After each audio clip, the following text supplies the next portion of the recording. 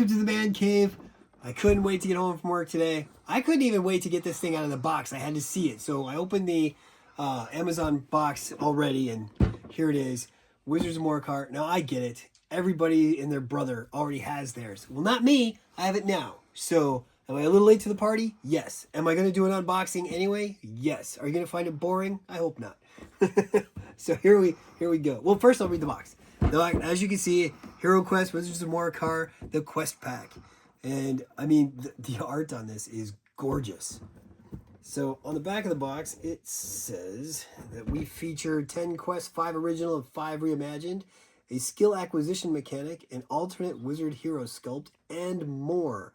Contents include a quest book featuring 10 quests, 27 finely detailed miniatures, 64 game cards, and cardboard tile sheet. I may be mistaken, but I think that 64 miniatures is the most we've had in an expansion pack. On the back here, it says, Lord Tome has foreseen the alliance of the realm's most powerful wizards, all of whom have agreed to do Zargon's dark bidding. This time, Zargon seeks the legendary magic of 1,000 dread sorcerers locked away in a high altar in the northern dread wastes. If Zargon gets his hands on this power, all will be lost. He will be unstoppable. A classic tale returns with 5 additional quests. Venture to the northern dread wastes and destroy a terrible power in 10 reimagined quests based on the 1991 iteration of Wizards of Morcar. Now, if you recall, when Avalon Hill started redoing the old sets, the first one they did was the Frozen Horror. And they made it almost exactly like the original Frozen Horror, because that's what everybody said they wanted. And then when they came out with, what was the next one? The elf one. Deltharak? No, this one. Mage of the Mirror. That one was also done very similar to the original. And then they did Ogre Horde, and Ogre Horde they had to change, and they did a lot of additive changes to it, and they made it really, really cool. I mean, it turned into an amazing quest pack, and it still kept the flavor of the original alive. This one took even more work. So this is the one that's going to be the most different from the original, but they also put the 5 original quests in a play order that you can actually play it as if it were the 5 original quests. So here's our punch board tiles. The art is just beautiful. And this big room here, I guess, was one of the things that they added. It was not in the original game. I do not have the original game. Never played the original game. I am here for the remake version of this game, and I love every minute of it. On the back of this is our magic reference tile, so we can see all the new magic stuff without necessarily going to the rule book every time. So there's our first tile sheet. Our second tile sheet is this little town, Hopkins Rest. This is where you end up getting the boons. On the back of this, we have an art print of the box cover. Beautiful. Yeah. So inside, we have our quest book, not covered in paper this time. So I'm just going to briefly, see, there's the quest book. There's all the contents. It looks kind of like the back of the box. Did I even show you the back of the box? I was so excited. I don't think I did. You did not. Yeah. So see, this is showing you everything that we're about to look at. So, Mercenaries. We're going to come to that. That's going to be an important piece. All right. Here's the back of the box. Since I missed that step. Okay. So, let's dig in. First, we have the 5 wizards that come with this set. We have, I believe this is the High Mage.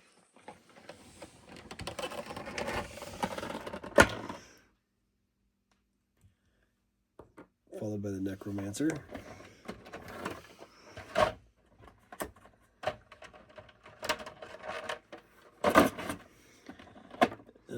This is the Warcaster. Now this is one of the this is a legacy piece. As far as I know, it's the first legacy piece. In the original game, her dad is the guy in the Wizard of Morcar set. And she was first introduced, the idea of her was first introduced in the Gen Con quest, the downloadable quest number, I think 4 is what they're calling it. I don't think it's even, I'm not sure if there's a real official copy out there yet, but she is Groshak's daughter, or Groshak, whatever his name, that's the daughter. And he explains, hey, I'm not going to make it, and I'm sending my daughter instead. Not entirely sure what the whole story is. I might have been wrong. That might not be the Heim. I don't know. I forget which one this guy is. We'll see his cards in a minute.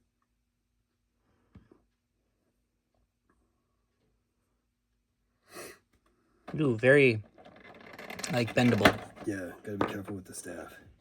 Then we have the new to this set entirely, the Artificer. A new mage that they made for this set. It was not in the original. It's one of the new pieces. Alright, so we did not get a new hero, but we did get a relook at an old hero. This is our new female version of the Wizard. Now that's the first piece that I want to do a comparison for. So I've got some wizards here from our other stuff.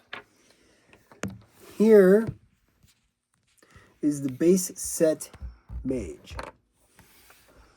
No, I just lied. Yeah, no I didn't. That's the base set mage.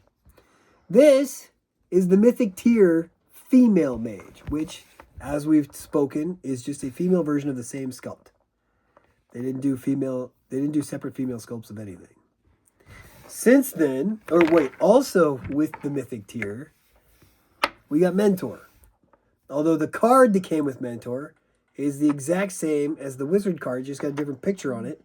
So he's got the same so this old scholarly fellow has the exact same stats as this new dude.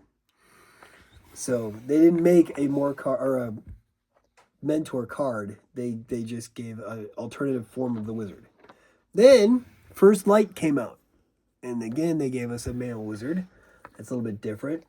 Who's, I think he's a little bit more interesting. I love how he's got the flame in his hand. The reds are different with these two. Like, these two are the same color, but then these two are the different color. I see. Well, and that was the mythic tier stuff, so that was their first run. And now we have our actual female version of the wizard. So she's got her own sculpt.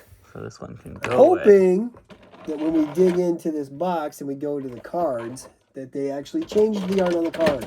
I'd be very disappointed if they did not. Again, I'm going to point out that in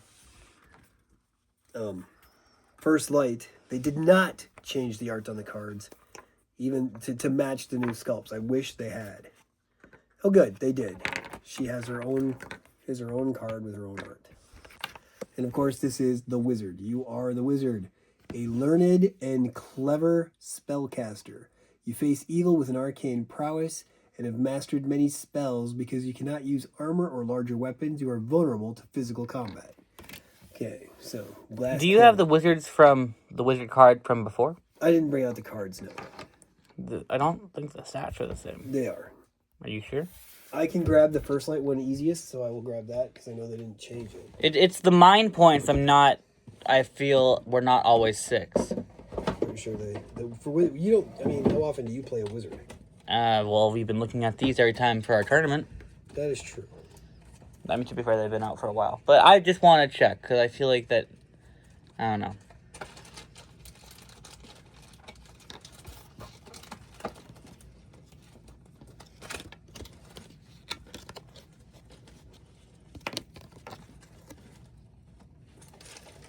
Remember how I said it was going to be easy? I do remember that. I also know that it's been a little bit since then.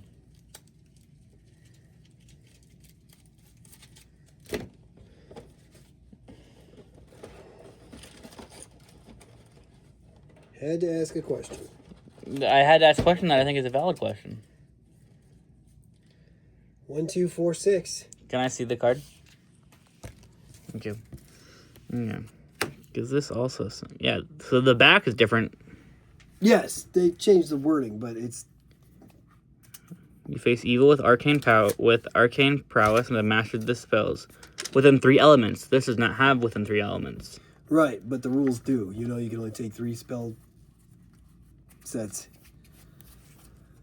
They just made it more clear on the card, which is not a bad thing. All right. So, I can, while I have the cards out, let me show you the cards for the back. Weird not having it sleeved. It's weird. Yeah, I know. All right, so the Storm Master is the guy who I was. Ooh, she's short, too. She seems short. And the Storm Master has his. I see. There's 6 spells for the Storm Master. They did not get cards for the Evil Wizards. I wish that, again, I wish they had. But, I mean, this is still an amazing set, so.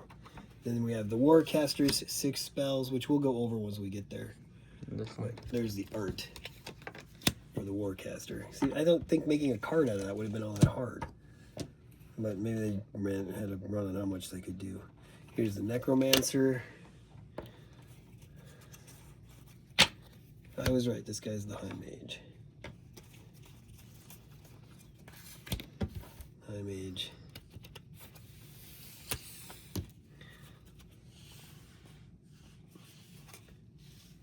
Oh, that's cool.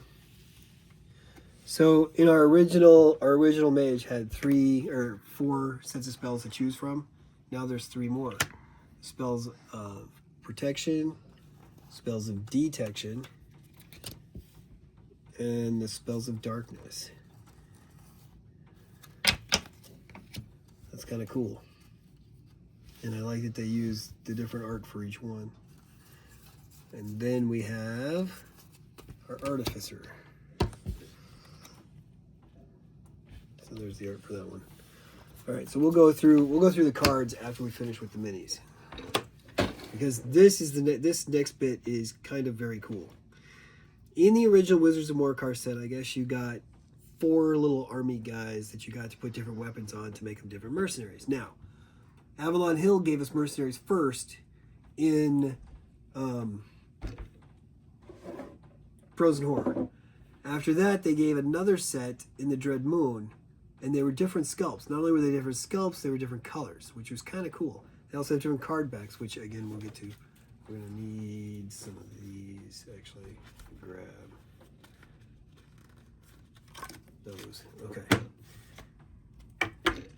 So we have the Swordsman, and that is his card right here. We have the Scout.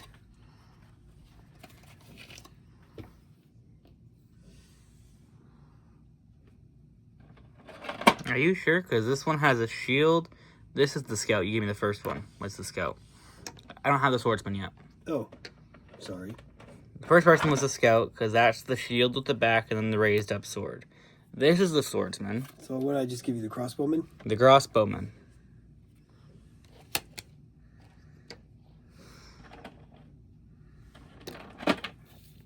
And the Halberdier. Now, as you can see, there's different colors there.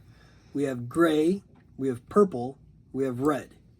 Now, we all know that traditionally red is the color of our heroes, just like the wizard here. When the Frozen Horror came out, they gave us gray mercenaries. Now, the rules talked about them being mercenaries. The back of the cards, if you flip those over, you're going to see that they're called mercenaries now, right? In the Frozen Horror, that wasn't the case. In the Frozen Horror, they were bad guy cards, right? Mm-hmm. So here is the Swordsman from the Frozen Horror. Now, if we look at those two together, and this is the gray one, so you can see that the colors match. You know, so we have this one's way more detailed than the new one, right? And they're also gender swapped. Not only did they gender swapped on the cards, but they're also gender swapped on their figures.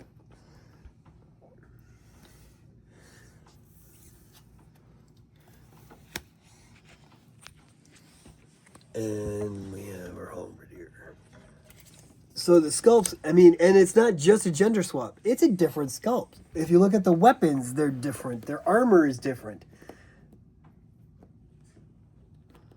the detail, I mean, the eye to detail is incredible. I love what they did here.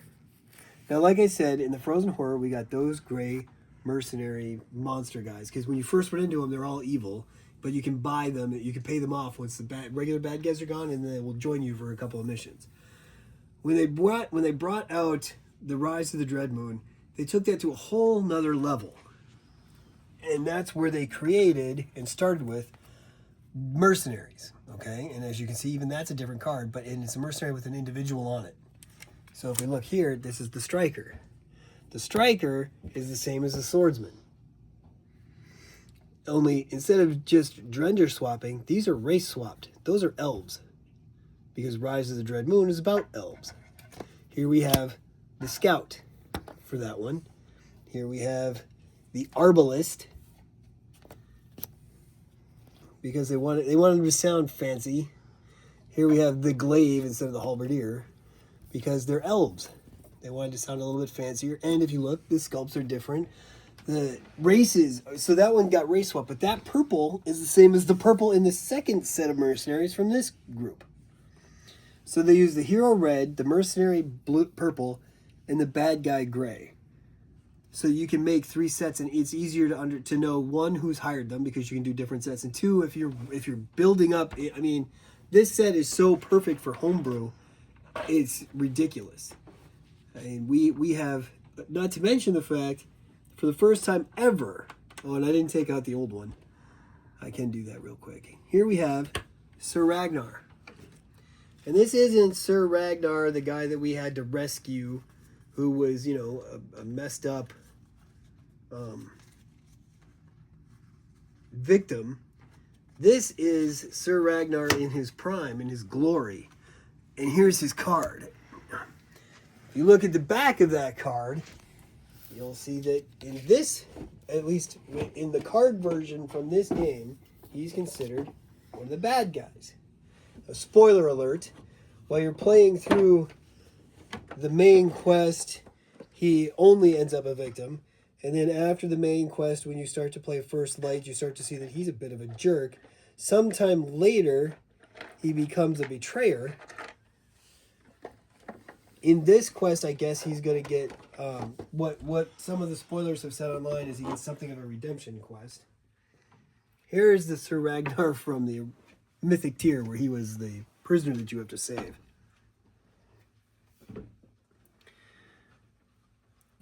So with the assets that we have on the table in front of us, it is perfectly capable, we are all perfectly capable of running the Dark Company quest, which is one of the few things that they haven't officially produced. But now people have said, how can they do this? How can they do this? There's a couple of fan versions out there that are amazing. And then there's the idea that they could put this as a downloadable thing, because if we have all this stuff, we have the soldiers that we would need to make the units. All right, back to minis. The next minis are all new. None of these existed in mini form prior to this set. These were cardboard assets before. Here we have our Wall of Flame.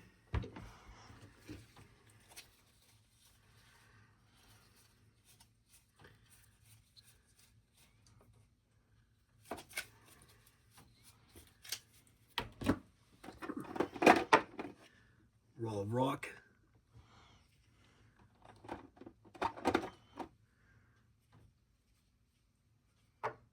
Wall of Wind. In the original game, these were cardboard pieces that you put in the little tiny things that used to be used for doors. All right, next, I'm going to show you one of my favorite things that they've added to this game, something I've been asking for a long time. We now have, oh my gosh, come out. Oh my gosh, there we go. A Minotaur. He is beautiful. He is huge. He is deadly. His axe looks very similar to the one from the Frozen Horror.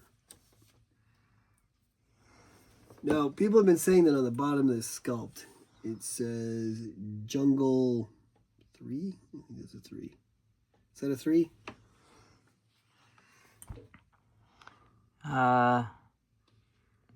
Jungle 19. Okay, Jungle 19. So I'm not sure why that's the case, but I did take out the big bad from the jungle set for comparison. So they're quite similar in mass. What does this say at the bottom? It says Jungle 7, I think. It says Jungle 7. So at first I was like, oh, maybe they just used the same bottoms or something, but no. So I don't know how much rework went into the jungle set, but I mean, we didn't need 2 gigantic beasts. I mean, we did get that spider thing too, so, and the giant snake. So I don't know if the Minotaur was originally going to be part of the jungle set in their plans, but I think finding a place for a Minotaur in Heroquest, which is a dungeon crawl where a lot of times you're down in different mazes and stuff, it just makes sense that there's a Minotaur out in the world, and I'm very glad there is. The closest we've seen before, we had the inside of one of the quests. I think it was in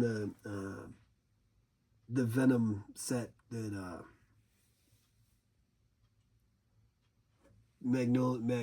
Joe Manganiello. Yeah, his set talks about skeletal Minotaurs. So, all right, so now we have golems. Look how big these guys are. So here's their card. There's 2 golems in this set. There's the one in your hand, and there's this one. So are these like completely automaton? Yes, I believe the artificer creates them or summons them or something, and can control them. That's cool. Yeah, I mean the artificer, like I said, he's new to this set, and so are the golems, and I think that it's conjure golem. So yeah. There's a male and female golem. Okay. The spell conjures up a fearsome creature of stone that's dead set on protecting its creator. The spellcaster places a golem on the space that they can see, and then you discard it after use. The other thing from his spell set is Summon Dread Shifter.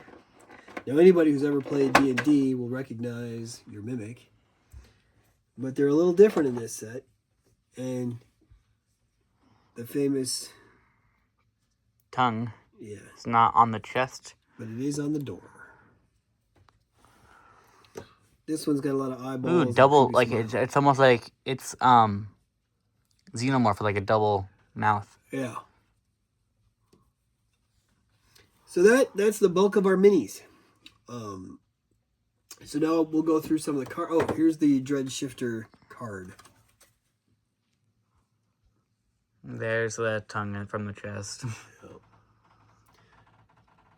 Dread Shifter instead of Mimic. I'm guessing there might have been some copyright fears because D&D is notorious for changing the rules. So one of the new things for this set are these things called Boons. These are linked to that Hopkins rest we saw. That somehow you do something for whoever it is on those little circles at the different locations, and you get a boon. So I like the backs of the cards are very pretty. Shows like a faraway view of the village. And we have things like Peacekeeper. Keep track of the number of monsters you reduce to 0 body points for each quest. For your service, the realm will reward you with 25 gold coins for monster defeated at the end of the quest. So that's very similar to one of the perks from the Japanese version of Heroquest is you used to get points for every monster you killed. Couldn't you just lie though? Like obviously in practice it would be like the you just mark it on your character sheet. Got an orc, got a skeleton. I'm saying when you go back to the town, you're like, oh, in game, right? You're the person. You go back and I'm like, oh, I killed this. Couldn't I say, oh, I killed 400 goblins? In game, Zargon's gonna find a way to stop you. Zargon's gonna tell the citizens, hey, he's lying about this. Zargon's the DM, remember? I'm aware. So you can find plenty of ways to keep your players in check if they're trying to break the system. But think in-game. Right. You could find some way in-game to do the same thing. They would know how many enemies there are. Maybe Mentor far scried the whole thing, and then he's like, hey, you can't do that, or the town will go bankrupt. I mean, you could come up with all kinds of different reasons. Here we have Hold the Line. Each time a monster on Zargon's turn moves away from the 8 spaces immediately surrounding you, roll a combat die. If you roll a skull, you inflict a body point of damage on the retreating creature. Leaving engagement attack. That's kind of cool. Deadeye. Monsters and heroes do not block your line of sight when attacking or casting spells. That's kind of cool. You can shoot around or over your buddies. Weapon expert. Select one type of weapon. A battle axe, a longsword, a crossbow. When you acquire this boon, when attacking with a weapon of that type, roll an additional attack die. Ooh, that boon would be great inside of the arena, especially the battles we've been doing. Healing Hands. When you restore body points to a hero with a spell, you may then heal the same amount to a different hero you can see, including yourself. If a hero adjacent to you is reduced to 0 body points, you may allow them to use one of your available healing potions instead of their own, which is almost a rule to stop death anyway, so that's kind of cool. All right, then we've got some artifact. Ooh, an artifact. The artifact of the Drake Hide Cuirass. This leather armor is imbued with elemental magic. Armor, non-metal.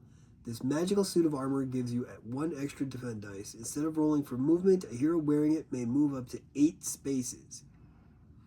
May be combined with the helmet or shield. May not be used by the wizard. So you can have a helmet, a shield, and the Drake Hide Cuirass. It's interesting. May not be used by the wizard, because that also means that the warlock and the bard, I think, would also be excluded. Not the bard. The druid. The druid can't wear armor anyway. Druid can't wear metal armor. I don't It's think. non-metal. Yeah, but some of their cards say things like access the wizard for equipment. So we'll have to double check when we're doing stuff like that. Oh, and the second artifact I have here is Erdin the Unmaker. This enchanted hammer of a master artificer. Despite its size and heft, it's featherlight to the wielder. When using this hammer, roll 2 attack dice, or 4 if attacking a magical construct, the Dreadshifter or the Golem. That's cool. And it kind of looks like the one that he's got, so that's kind of cool too. I like that. That's a really neat idea. All right, so then we have our typical treasure, which is 1, 2, 3, 4, 5, 6, 7, 8, 9. So we have Magical Trap, which says, as you're searching a room, you set up a Fireburst trap. Place the Fireburst token in the center of the room and refer to the magic reference chart to check what effects the trap have. So those are the tokens we saw right in the beginning. Magical Trap, 1, 2 of those. Poison. You are lured toward a rusty brown flask filled with a liquid and are overcome with the urge to taste it. It turns out to be poison. Roll 1 combat die. If you roll a skull, you lose a body point. Otherwise, you're unharmed. Discard after use. That's kind of cool. Potion of Alchemy. In the corner of a room, you discover a dingy pot filled with dull gray paste. But appearances can be deceiving. Using this paste on a piece of equipment turns it to gold. Gain 100 gold. Discard after use along with the equipment card. Yeah, that makes sense because your golden short sword isn't going to be good as a short sword anymore. Potion of Charm. You shift a crumbling tile and find a ornate bottle filled with a gold liquid. Drink this potion between quests, and if you want to hire mercenaries, you may hire up to 3 mercenaries for 25 gold coins each, less than normal. There should be a cost to hire each one on the bottom of their card. There is. And so that gives you a 25 gold piece discount for up to 3. Potion of Magical Aptitude. You find a vial of silvery liquid under the floor loose flagstone. You may drink this at the start of one of your turns, and you may now cast 2 spells during that turn. Discard after use. That's nice. Potion of Magical Resistance.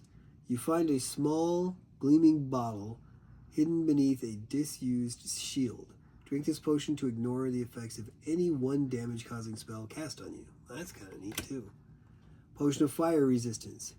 See a bright red glass bottle hidden among debris. If you drink this potion, you will be completely unharmed by the next magical fire attack to hit you, be it a spell or a fireburst trap.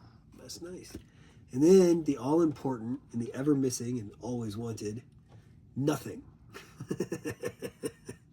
Despite a thorough search, you find nothing.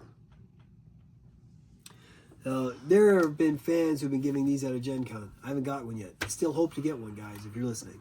And this is something that people have been asking for a very long time. I'm glad that it's here.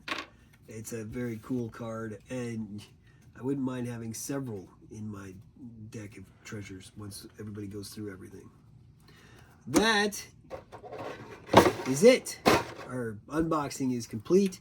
I thank you for being here with us today. Again, I know that we are not necessarily the first out the gate, but we're still in the race. So we wanted to make sure that we did our piece, showed the comparisons, talked about this great game that we love, and showed some of the great new assets for it.